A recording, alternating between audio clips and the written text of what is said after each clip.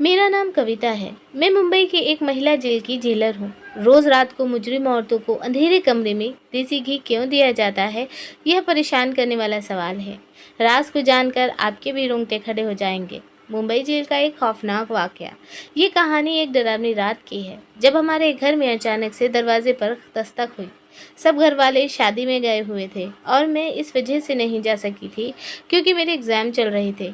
माँ ने नौकरानी को कहा था कि मेरे साथ यहाँ 2-3 दिन रुक जाए, लेकिन अचानक से रानी के बच्चों की तबीयत ख़राब हो गई तो वह बेचारी को जाना पड़ गया।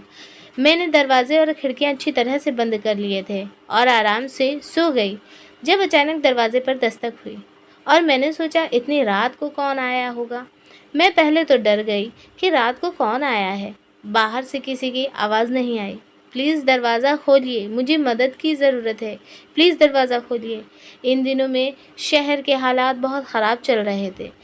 मैं सोच में पड़ गई। दरवाज़ा खोलो खोलो। इस बार फिर से एक औरत की आवाज़ आई। दरवाज़ा खोल दीजिए वरना मेरी जान चली जाएगी। मैं किसी को मुसीबत में नहीं देख सकती थी, इसलिए मैंने फैसला किया कि दरवाज़ा खोल देती हूँ, क्या पता किसी को मेरी मदद की ज़रूरत हो। मैंने दरवाज़ा खोला तो बाहर एक औरत खड़ी हुई थी और मुझे देखकर जल्दी से अंदर आ गई और दरवाजे को बंद कर दिया। मैंने ध्यान से उसको देखा तो वह लगभग 30 साल की खूबसूरत लड़की थी। उस वक्त उजड़े हुए हालातों में बेचारी बहुत ही परेशान लग रही थी। उसकी हालत बहुत गंभीर थी। उसकी गंभीरता उसकी खूबसूरती को छुपा रही थी। माथे पर खून लगा हुआ था, बहुत बुरी तरीके से जख्मी हो गई थी। अभी मैं उसको देख ही रही थी कि अचानक से पुलिस के सायरन बजने लगे। मैंने चौंक कर उसको देखा। मुझे कुछ गलत होने का एहसास हुआ, जैसे मैंने कुछ गलत कर दिया हो। तो कहने लगी, मुझे कहीं छुपा दो, पुलिस मेरे पीछे है, प्लीज़ मेरी मदद करो। मैं सोच में पड़ गई। मुझे बहुत ही पछतावा हुआ कि मुझे उसको अपने घर में जगह नहीं देनी चाहिए थी और ना ही उसकी मदद करनी चाहिए थी। अगर पुलिस ने छापा मार लिया तो मैं भी उसके साथ जेल जाऊंगी। सायरन की आवाज़ धीरे धीरे और करीब आती जा रही थी। मेरे दिमाग ने बिल्कुल काम करना बंद कर दिया था। मुझे समझ में नहीं आ रहा था कि मैं क्या करूं। वो तो खुद ही घर के अंदर भाग कर चली आई। मुझे होश आया तो मैं भी उसके पीछे भाग गई और कहने लगी कि अभी थोड़ी देर में पुलिस घरों की तलाशी लेना शुरू कर देगी। मुझे कहीं छुपने की जगह बता दो जहां मैं छुप सकूं। मैंने डरते हुए पूछा, कौन हो तुम और पुलिस क्यों तुम्हारे पीछे है? वह कहने लगी, तुम्हें भगवान का वास्ता अभी मुझे छुपा दो कहीं, मैं तुम्हारे सारे सवालों के जवाब दूंगी। कसम खाकर कहती हूँ कि मैं तुम्हें कोई नुकसान पहुँचाने के इरादे से नहीं आई हूँ और ना ही पहुँचाऊँगी। मेरा भरोसा करो। उसी वक्त बाहर से स्पीकर के जरिए ऐलान हुआ कि खतरनाक महिला कैदी जेल से फरार हो गई है।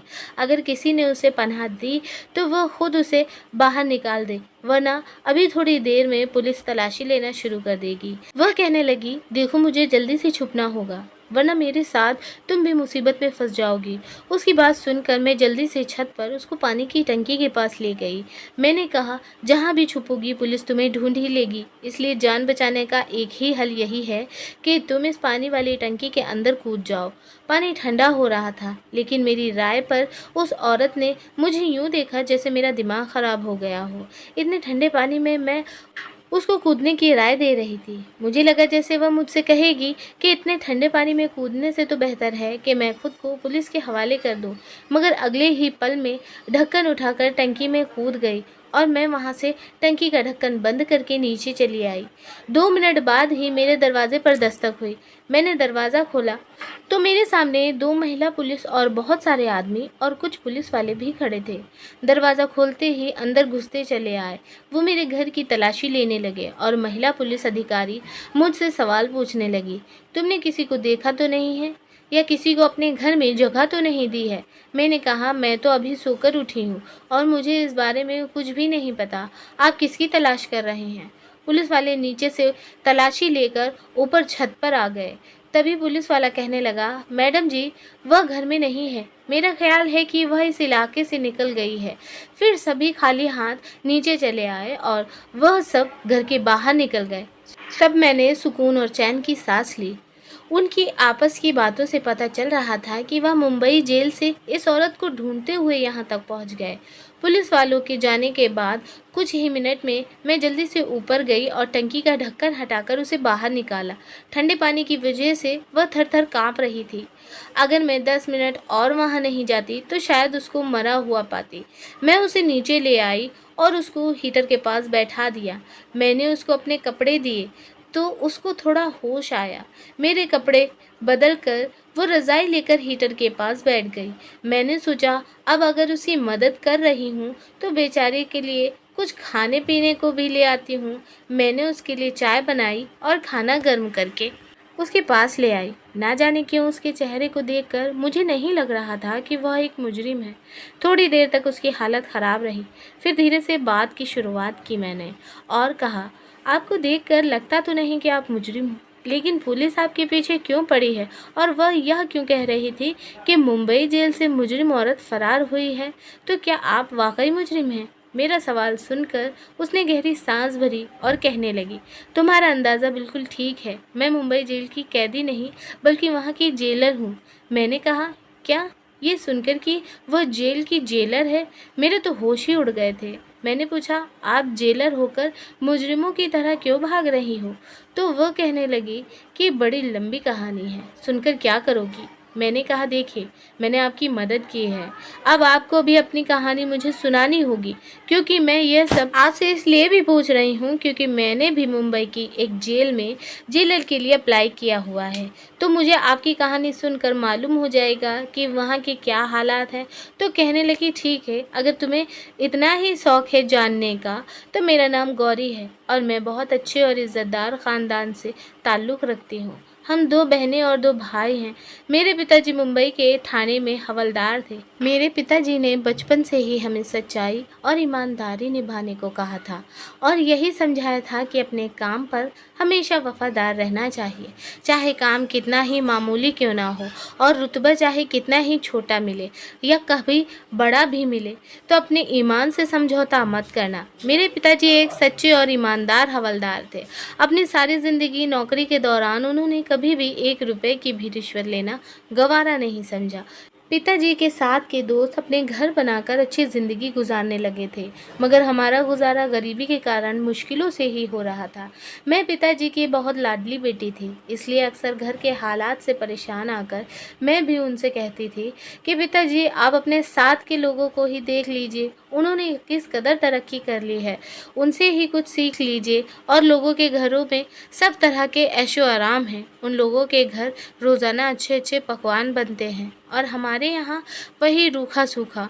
हम लोग तो दिवाली पर भी अच्छे पकवान नहीं बना पाते हैं, हमें तो कुछ अच्छा देखने को भी नहीं मिलता। खाना तो दूर की बात है, उनके बच्चे कितने अच्छे स्कूल और कॉलेज में पढ़ते हैं और हम लोग तो सरकारी स्कूलों में जाते हैं।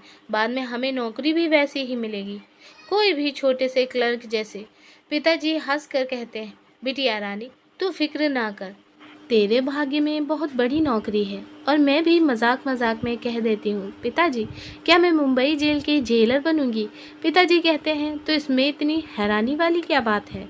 तू अच्छे नंबरों से परीक्षा पास कर लेगी तो लग जाएगी। और मैं हंस कर कहती, पिताजी, आप भी किस ज़माने में जी रहे हैं, जब किसी की सिफारिश लगेगी तभी तो नौकरी लगेगी, पैसे देकर नौकरी करने वाले तो हमारे हालात है नहीं।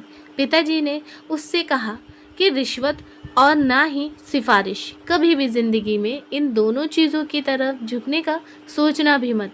मेरे पिताजी का तो हाल था कि वह ईमानदारी और फ़र्ज़ पर अपनी जान दे सकते थे।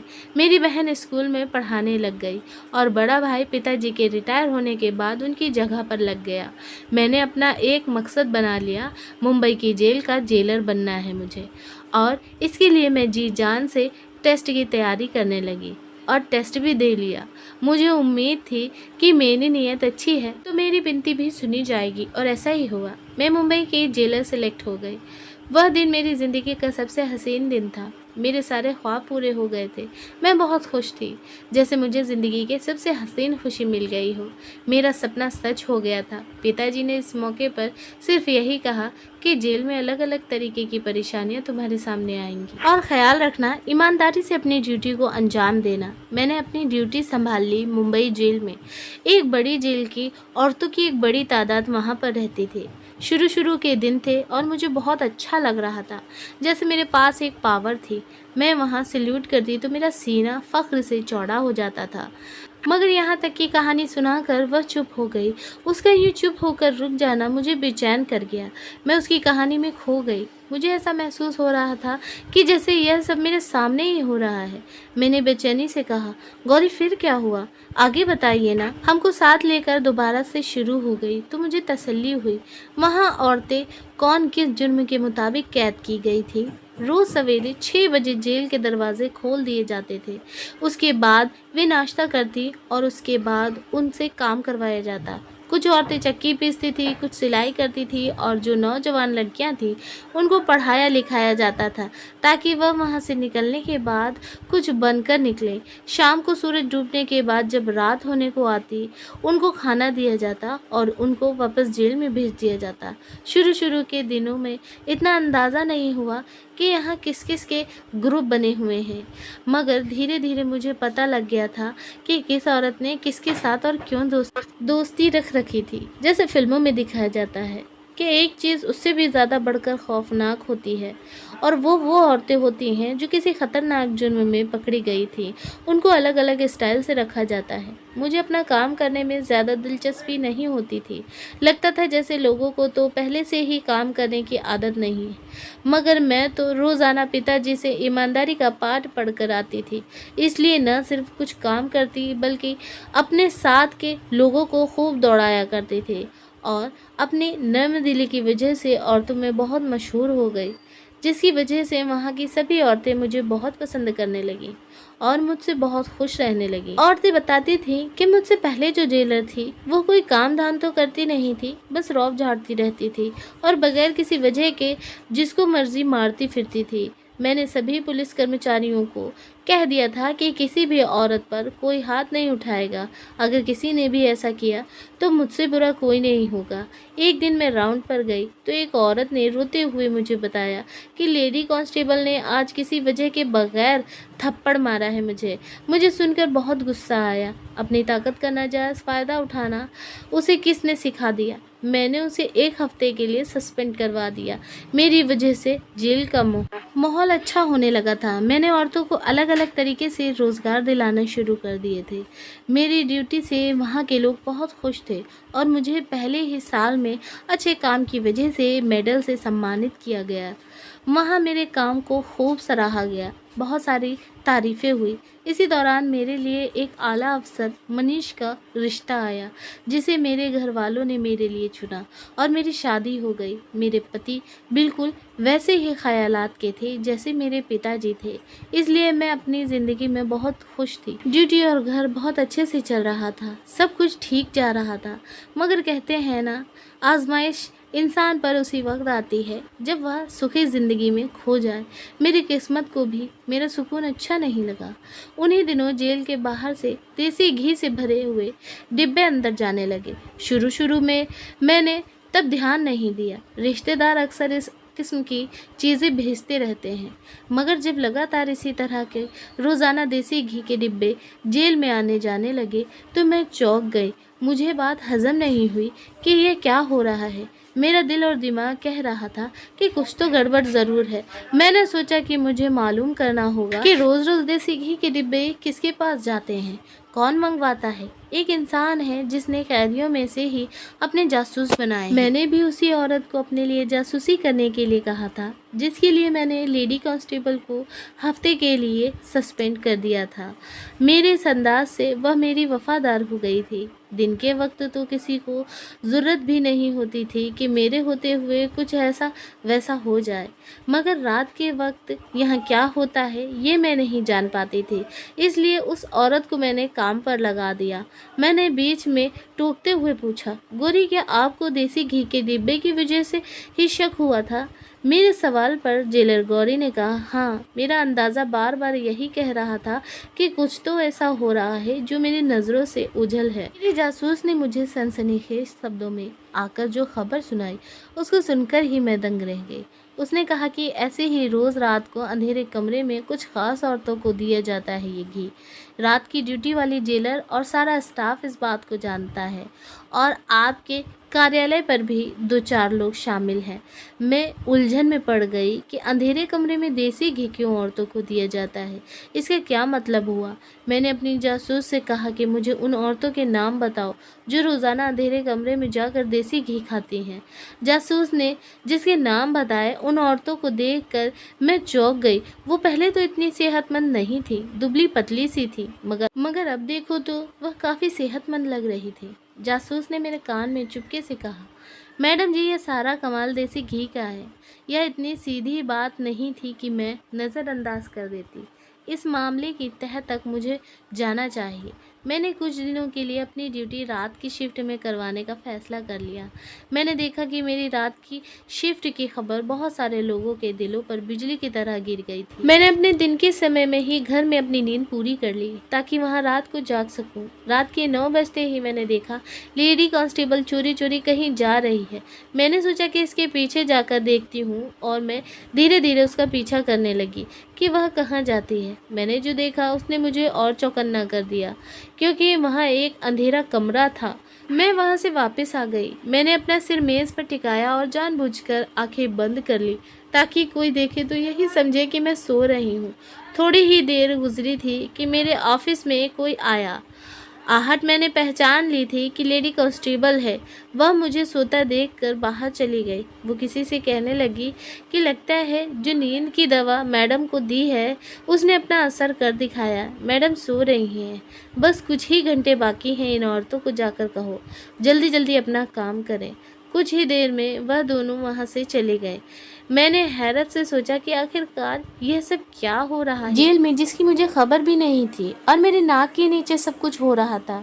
इनकी बातों से अंदाज़ा हुआ कि जो भी हो रहा है इसी अंधेरे कमरे में हो रहा है। तभी मैंने उठने की कोशिश की ताकि जाकर देख सकूं ऐसा क्या हो रहा है वहाँ पर, लेकिन मेरे उठते ही मेरा सर चकराने लगा। मुझे चक्कर आ रहे थे। लगता था कि मेरी चाय में जो नींद की गोलियां मिलाई गई हैं उसने अब असर करना शुरू कर दिया था। मैं वहीं पर सो गई और सुबह तक मुझे खबर नहीं हुई कि मैं कहाँ पर हूँ। सुबह उठी तो सर भारी हो रहा था, इसलिए घर चली गई। घर जाने से पहले उन औरतों की सेल की तरफ आई ताकि कोई बात इनके बारे में पता कर सकूं, मगर वहाँ पर सब ठीक लगा तो मैं वापस घर आ गई। घर आकर मैं सोचती रही कांस्टेबल के साथ दूसरा शख्स कौन था जिसे वह बात कर रही थी। इसके बाद मैं रात को दोबारा ड्यूटी पर गई। मैंने फैसला कर लिया कि मुझे क्या करना है। मुझे कल की तरह चाय पेश की जाएगी, मगर आज मैंने वह चाय पी नहीं बल्कि वॉश बेसिन में बहा दी और खाली कप रख कर आंखें बंद कर ली। थोड़ी देर बाद जो कप लेने आया उसने मुझे सोता हुआ देखकर तसल्ली अंदाज में बाहर निकली। थोड़ी देर बाद मैं भी बाहर निकल गई। रात के 11 बज रहे थे। जेल में हर तरफ से लाइटें बंद थी। हर तरफ अंधेरा ही अंधेरा था। मैं चुपचाप उस तरफ बढ़ गई जहां उस अंधेरे कमरे में वह औरतें देसी घी खाती थीं, लेकिन अब वहां उस कमरे में अंधेरा नहीं था। किसी ने मोबाइल की टॉर्च ऑन करके रखी थी। मैं एकदम उन सब पर चिल्लाई और मैंने चीख कर कहा कि यह सब क्या हो रहा है यहाँ। जो नज़ारा मेरे सामने था उसे अपनी आंखों के सामने देखकर मुझे भी यकीन नहीं आ रहा था। मेरा स्टाफ इतनी घिनौनी साजिश में शामिल है। औरतें सुरंग खोद रही थीं। उन्होंने अच्छी खासी सुरंग खोदी हुई थी। जाने कितने हफ्तों से या महीनों से ये काम किए जा रही थी। ये औरतें कत्ल के जुर्म में यहाँ जेल में लाई गई थी और अदालत की तरफ से उन औरतों को उम्र कैद की सज़ा सुनाई गई थी। दोनों यहाँ से फरार होने के लिए सुरंग खोद रही थी और इस काम में मेरा पूरा कार्यालय भी शामिल था। लेडी कांस्टेबल का यूं मुझे सामने देखकर सांस रुक गया। उसके हाथ से मोबाइल नीचे गिर गया, जिसकी टॉर्च ऑन करके उनके सर पर खड़ी थी। वह औरतें सुरंग खोदती थीं, इसलिए देसी घी खाती थीं, क्योंकि सुरंग खोदना कोई आसान काम नहीं होता है। इसके लिए बहुत ताकत चाहिए होती है। उनकी टीम 4 घंटे सुरंग खोदने पर लगा देती थी। वहाँ खड़े खड़े ही मैं सब कुछ देख रही थी और सारी कहानी मेरी आंखों के सामने थी और मैं सब कुछ समझ गई थी। मैंने लेडी कांस्टेबल को पूछा, और कौन है तुम्हारे साथ मिला हुआ? कल मैंने तुम्हें किसी से बात करते हुए सुना था, कौन था वो? वह बहुत घबराई हुई थी। मेरे बार बार पूछने पर भी उसने कुछ नहीं बताया। मैंने कहा, ठीक है, मैं हाई कमीशन से बात करती हूँ। जब तुम्हें नौकरी से निकाला जाएगा तो तुम्हें पता चलेगा। मेरी बात सुनकर वह बहुत ज़्यादा डर गई थी। कहने लगी, प्लीज़ किसी को फ़ोन मत कीजिएगा। अभी मैंने फ़ोन उठाया ही था कि मेरे सर पर किसी ने बहुत ज़ोर से वार किया और मैं बेहोश होकर वहीं पर गिर गई। होश में आई तो मैंने देखा मैं खुद भी जेल के ही एक कमरे में कैद थी। मुझे याद आया कि मैं फ़ोन करके जानकारी देने वाली थी कि किसी ने मेरे सर पर वार कर दिया। पुलिस कांस्टेबल के अलावा और कोई नहीं हो सकता। इसने अपने राज खुल जाने के डर से मेरे सर पर वार किया होगा। मैं होश में आई तो देखा कि वह अकेली नहीं थी, साथियों के साथ देने की कोशिश कर रही थी। जो साथी इस वक्त उसके साथ मौजूद थे, लेकिन इसके साथियों को देखकर मेरे सर पर कयामत टूट पड़ी। मुझे यकीन नहीं आया कि वह हो सकती है। वह तो नाइट शिफ्ट वाली जेलर थी। मुझे यकीन नहीं हुआ कि वह इतनी घटिया निकलेगी कि कानून की वर्दी पहनकर गैर कानूनी कामों को अंजाम देगी। इन दोनों औरतों ने मिलकर मुझे कैद कर लिया था। दोनों मिली हुई थी। दोनों की मदद से ही वह औरतें सुरंग खोद रही थी और इस मदद के बदले वहाँ की कांस्टेबल को बहुत सारे पैसे दिए गए। पैसों के लालच में आकर वहाँ पर ऐसा गैर कानूनी कामों को अंजाम दिया जाता था। मैंने जेलर की परीक्षा पास की, जिसमें गौरी ने मेरी मदद की। मेरी ड्यूटी मुंबई जेल में लगी। मेरे वहाँ पहुँचने के बाद में मुझे मालूम हुआ कि वहाँ का मामला तो पहले से भी ज़्यादा गंभीर हो चुका है। जो देसी घी जेल के अंदर चेक होकर आता था, उसमें ख़ास किस्म के स्टेरॉइड शामिल किए जाते थे। मैंने देख लिया था कि वह कौन सी औरतें थीं जो सुरंग खोदती थीं और देसी घी हजम करती थीं। इन औरतों को देखकर अंदाज़ा हुआ। घर जाकर मैंने बड़े अधिकारियों को लेटर लिखकर बताया कि जेल में सुरंग खोदी जा रही है और इसके जिम्मेदार नाइट ड्यूटी वाली जेलर और लेडी कांस्टेबल है। इसके साथ ही मैंने वह कैमरा भी सबूत के तौर पर साथ में भिजवा दिया था, जो मुझे ठीक उसी जगह मिला था जिसका मुझे गौरी ने बताया था। ठीक रात 11 बजे जेल के सेल में छापा पड़ गया, जहां सुरंग खोदी जा रही थी और उन औरतों को सुरंग खोदते हुए रंगे हाथ पकड़ा गया। लेडी कांस्टेबल और नाइट ड्यूटी वाली जेलर को गिरफ्तार कर लिया गया और उनको कड़ी से कड़ी सज़ा सुनाई गई। यह सब मैंने अपनी ड्यूटी के दूसरे ही दिन किया था, क्योंकि मेरा इरादा था कि झूठ को सामने लाया जाए। जेलर गौरी की बेगुनाही साबित हो गई और उसे उसकी पोस्ट दोबारा से दे दी गई। मुंबई जेल की नाइट ड्यूटी और जेलर की पोस्ट गौरी को दे दी गई और दिन की मुझे दे दी गई। जेलर गौरी ने मेरा बहुत शुक्रिया अदा किया और मुझसे कहा कि तुम्हारा बहुत एहसान है कि तुमने मेरी मदद की। दोस्तों, आज की इस कहानी में बस इतना ही। हम आपको मिलेंगे एक और ऐसी ही बेहतरीन वीडियो में। तब तक के लिए धन्यवाद। आपका दिन शुभ हो।